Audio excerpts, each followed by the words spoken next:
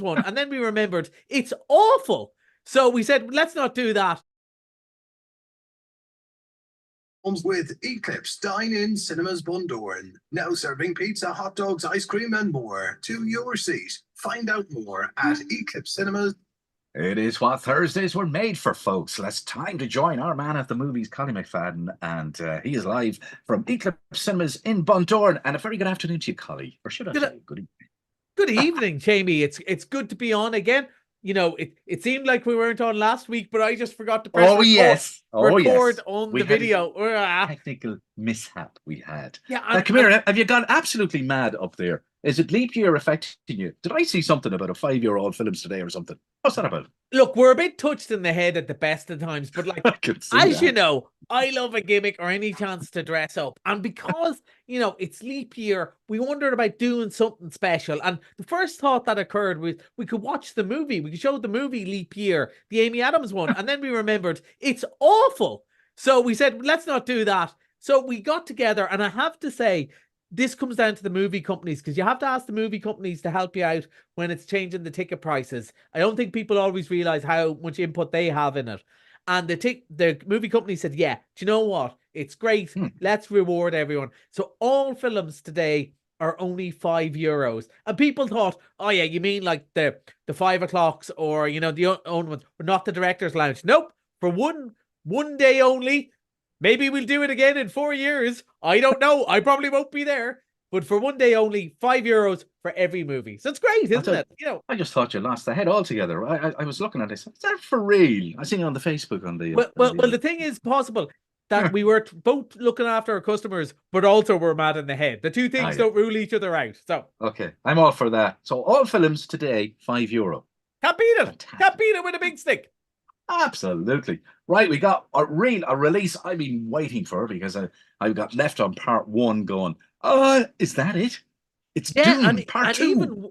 Even worse than that, we were supposed to see this, I think it was last November, and because of the actors strike, and because it's such a huge cast that if we remember to press record today, everyone can see behind me. I used to be in the hairy gang, and then I had a shave, and now I'm in the baldy gang. Check it out, folks. It is fantastic. Yeah.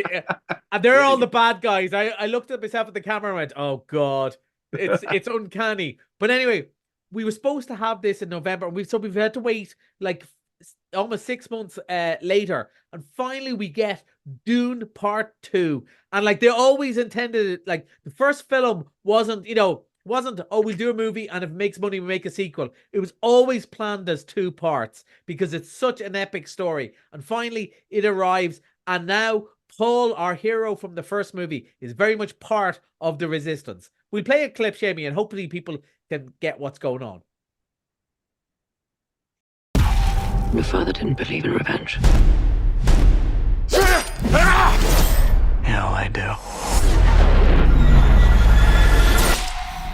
Holy Mother.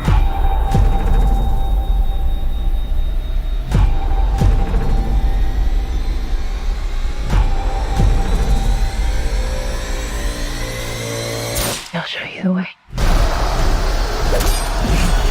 Dune Part 2. It looks as good as the first one.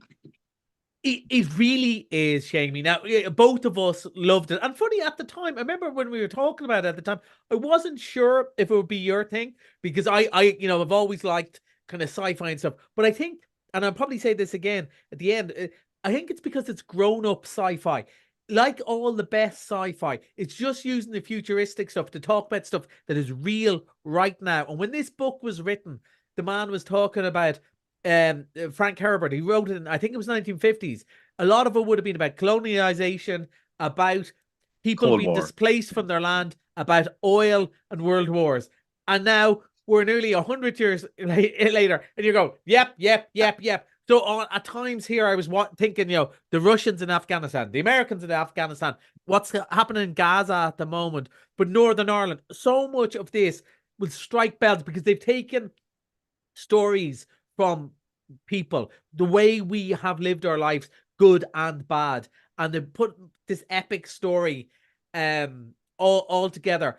It is spectacular to look at, and I know I work for a cinema, and it's my vested interest to say about cinema, but nothing on a small screen could be ever prepare you for this, because it's just like there isn't like an incredible amount of dialogue for 2.5 hour movie. There's plenty of talk, but they let people show you what's going on. The camera shows you the stuff in the desert, showing how cruel the desert is and how these people use it, and they exist.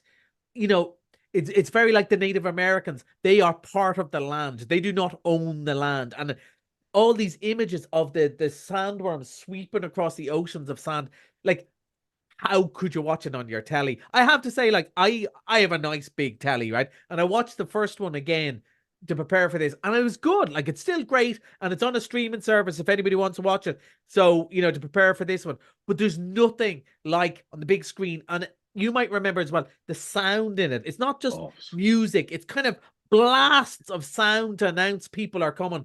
And it's a whole experience. The guy doesn't just go, I'm just making the story. He's making a feeling. You feel like you've been in this world. You feel like you're embedded with these people. The cast are great. But one of the things I like about it is, if this was a normal Hollywood story, and this is straight from the book, it would be very simple. Who's the bad guys? Who's the good guys? Because the Hakkinen behind me, like, they are pretty bad and pretty evil, and that's made clear.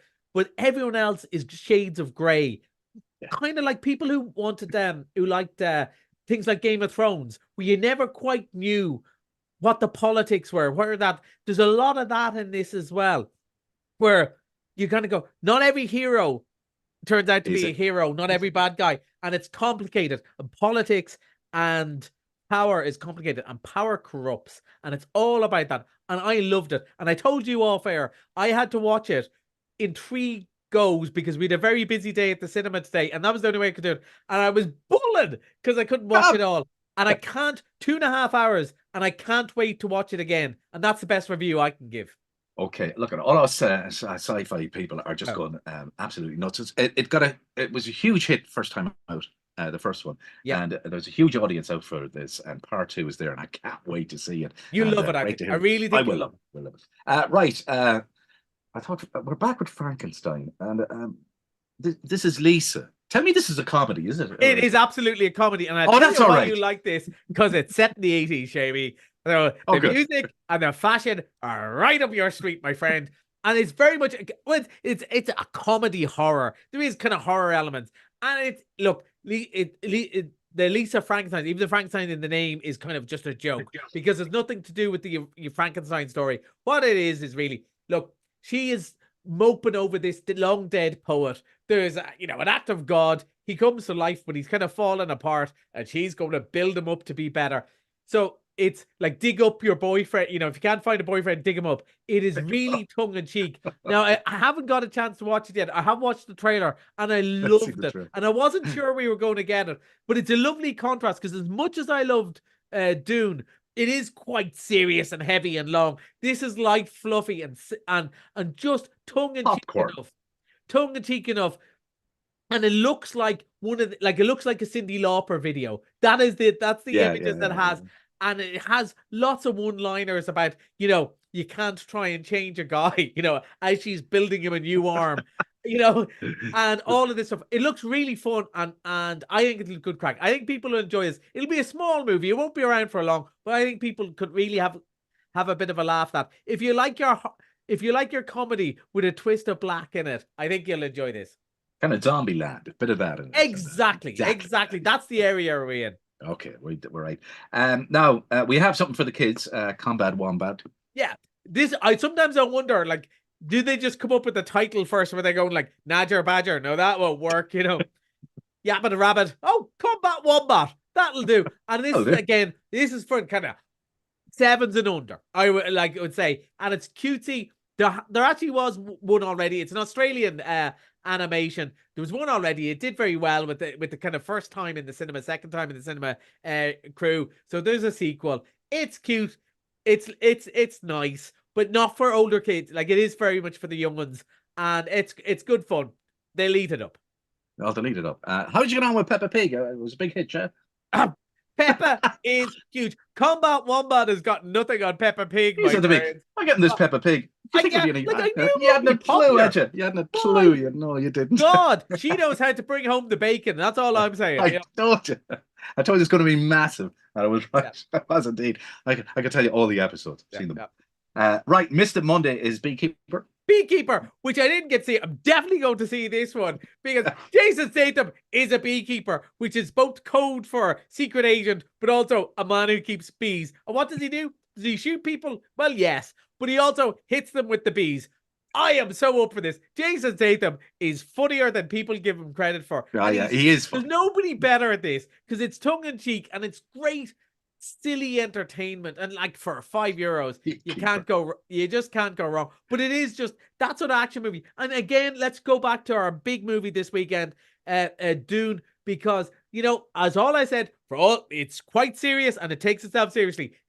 Beekeeper doesn't take itself seriously at all. So if that's more your thing, Jason Statham beating the tar out of people for an hour and a half, 100%. Go see The Beekeeper. Okay.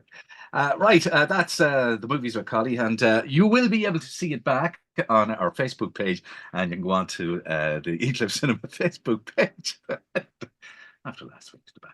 We're lucky we're here this week at all. At least you can see us this week.